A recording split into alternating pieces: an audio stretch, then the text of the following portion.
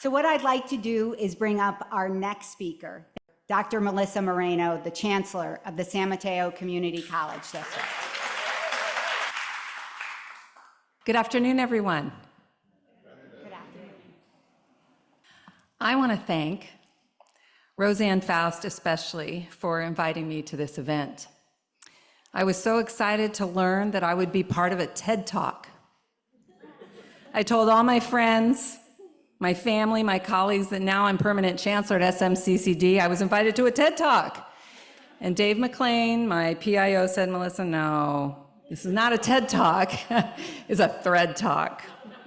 So just a little warning, if you're here for a TED Talk, you're in the wrong place. Today I was asked to tell my story, but my story is nothing without our students. And so I will be sharing some insight into who I am, who our students are, and talk about why we need to collectively support our students as part of this community. Honestly, most people expect their work or life journey to be a straight line, but very few people actually advance in life and in their careers in a straight line. For example, this is what my career and life journey looks like. I'm calling this my thread. So my first job was an action sports model. When I was young, my father worked hard to perfect his action sports photography and practiced an awful lot with me as his model. Yes, this is me. And to me, this photo is all about survival. I mean, I have one eye closed so the Frisbee doesn't take an eye out, and one eye open to improve my odds of catching that Frisbee, and it's no surprise that I got hit in the face. But isn't this a great action shot? So my first life lesson was catch it before it hits you. My second job was poop scooper. I worked at a small farm and amusement park in my hometown on the East Coast. My job was to open the swan rides, and the dock of the swan rides was home to about 40 geese. And I needed to get the geese off the dock and clean up the mess they left behind. So I swept their poop into the mucky muck pond and had to hose it down to ensure the dock was clean before opening the swan rides. And this taught me to do whatever it takes to get the job done. I didn't graduate high school. Because of my father's job, we moved from the East Coast to San Jose when I was 16 years old. I never felt like I belonged at this high school, and so when I was 17, I took the GED and went straight to community college.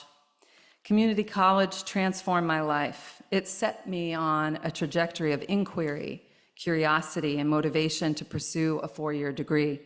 My community college experience is why I'm here today, and we transform students' lives every day.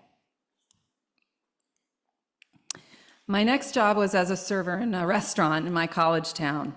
It wasn't the Ritz-Carlton, but it's what helped pay my way through a 4-year university, and here I learned that you do your best with what you have.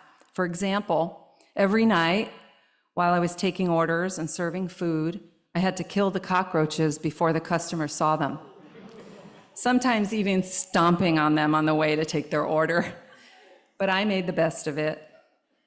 And I learned to provide the best customer service possible. Then I became a business owner. And I actually owned this motel. It was the first time in my life that I supported employees and their families, and I felt the weight of it. My employees relied on my success so I could make payroll and support them. I learned how important it was to take care of your people. And then came the students in my life. During my 20-year stint as a part-time faculty member, I came to understand the concept of equity.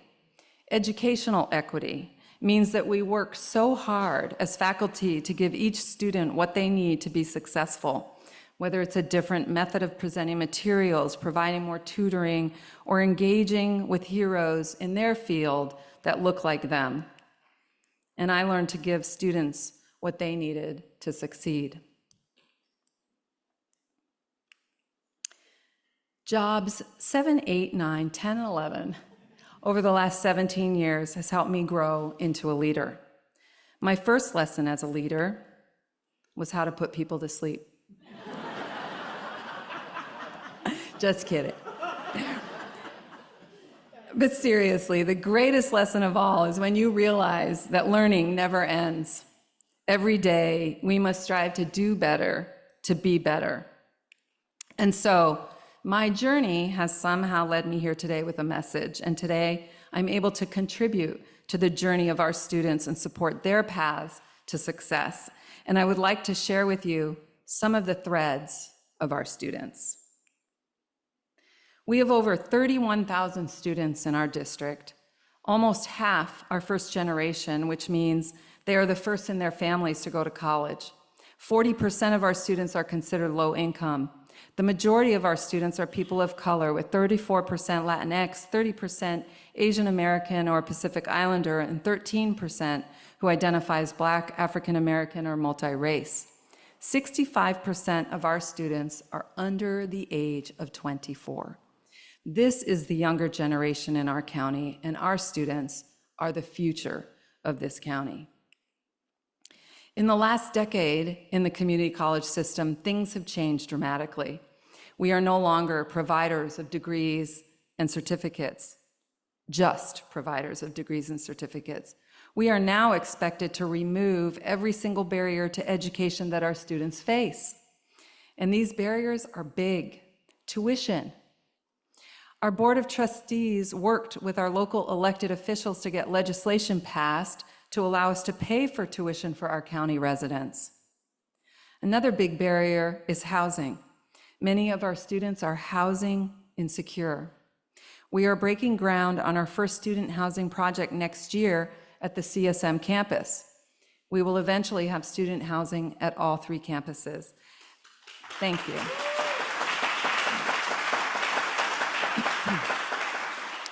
Other big barriers are transportation, technology, and food.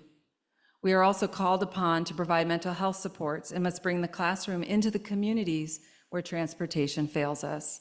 And as you can see, as community college educators, our responsibilities go far beyond education in the classroom. We are, in effect, creating academic villages to holistically support our students. I want to tell you a story about one of our students. I have permission to tell his story. He and his family immigrated from Brazil for a better life. He is a first-generation student. He's considered low income, and his family came here to clean houses. They still clean houses in our community. He did not speak any English at all, and so before he enrolled at Skyline College, he took ESL at our adult ed program at Jefferson High School, and he became fluent in English in 1 year. His visa expired, and he was undocumented. He has since applied for and was granted asylum, and now he works in the Undocumented Student Center, the Dream Center at Skyline College, advocating for undocumented students. He told me once that, quote, lack of information was his enemy in his first year here. Once he learned of all the supports our district had to offer, he took advantage of them. He's a free college student. He shops for free groceries from our Spark Point centers, and he joined the EOPS program. These supports help him to succeed in his studies and focus on his major. He's majoring in paralegal studies as an honors student. He's on track to graduate and transfer to a 4-year university in the Bay Area and to get his bachelor's degree in legal studies, and then he wants to go to law school. And he's currently searching for work in a law firm. But that isn't all.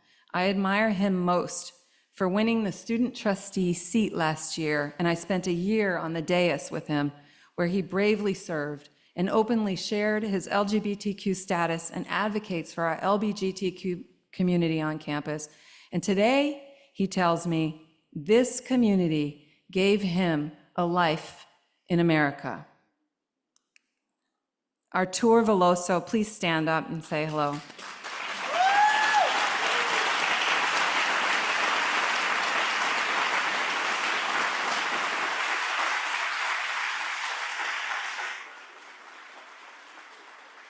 My thread is connected to our tours. My thread is connected to all of our students in this district, and now my thread is connected to yours. Every person in this room has their own unique journey, their unique thread, with something very special to offer our community and students.